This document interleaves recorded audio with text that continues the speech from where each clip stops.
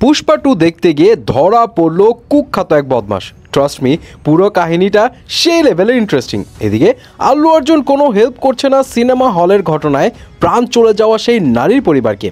Shocking কিছু অভিযোগ আসলো আল্লু অর্জুনের বিরুদ্ধে, যেগুলো নিয়ে আল্লু অর্জুন করলেন প্রেস কনফারেন্স। অ্যান্ড রয়েছে সালমান খানের সিকান্দারের টিজার নিয়ে ইন্টারেস্টিং একটা আপডেট সামনে এলো। প্রথমে আসি পুষ্পা 2 এর কাছে। পুষ্পা 2 এর সন্ধ্যা সিনেমা হলের বিতর্ক আল্লু অর্জুনের যেন পিছুই ছাড়ছে না। যদিও সে নারীর হাজবেন্ড নিজের মুখেই বলেছে আল্লু অর্জুনের এই দুর্ঘটনায় কোনো হাত নেই, তারপরও আল্লু অর্জুনকে একদিন জেল খাটতে হয়েছে। কিন্তু এখন তো নানা রকম অভিযোগের তীর আল্লু অর্জুনের দিকে একের পর এক আসছে। যেমন তেলেগু চিফ মিনিস্টারের দাবি আল্লু অর্জুন সেই পরিবারকে 25 লাখ রুপি সাহায্যের টাকা না দেওয়া তো দূর, সেনারির ছেলে যার অবস্থা আশঙ্কাজনক তার খোঁজ খবরও নিচ্ছে না।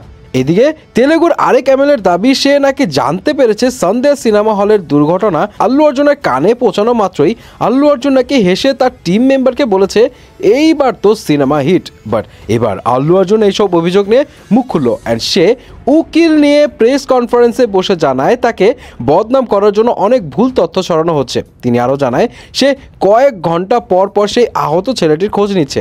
এত বছরের ক্যারিয়ারে তার কোনো বিতর্ক নেই, কিন্তু এখন যা হচ্ছে সেটা তার ভাবমূর্তি নষ্ট করার চেষ্টা করা হচ্ছে। এদিকে পুষ্পা 2 দেখতে গিয়ে আরেক এলাহি কাণ্ড ঘটে গেল। মিডিয়া রিপোর্টস থেকে জানা যায় সিনেমা দেখতে এসে পুলিশের জালে ধরা পড়লেন এক কুখ্যাত বদমাশ। দীর্ঘ 10 মাস লুকিয়ে থাকার পর প্রেক্ষাগৃহে এসে বন্দী হলেন এই বদমাশ।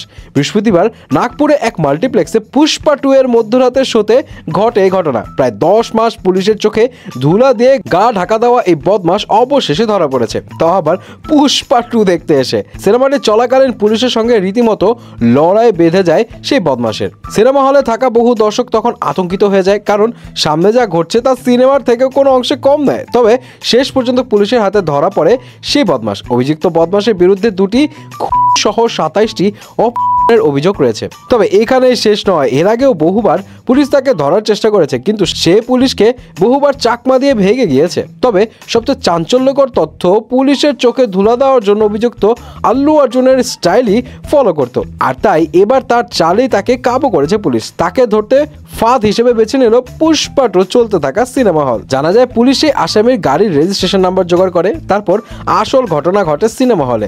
পুলিশ প্রথমে তার গাড়ির টায়ার পাঞ্চার করে দেয়, তারপর পুলিশ হলের বিভিন্ন জায়গায় লুকিয়ে পড়ে হলটা ঘিরে নেয়। তারপর সুযোগ বুঝে ঠিক ক্লাইম্যাক্সের সময় ধরে ফেলে অভিযুক্তকে। এবার আসি সালমান খানের কাছে।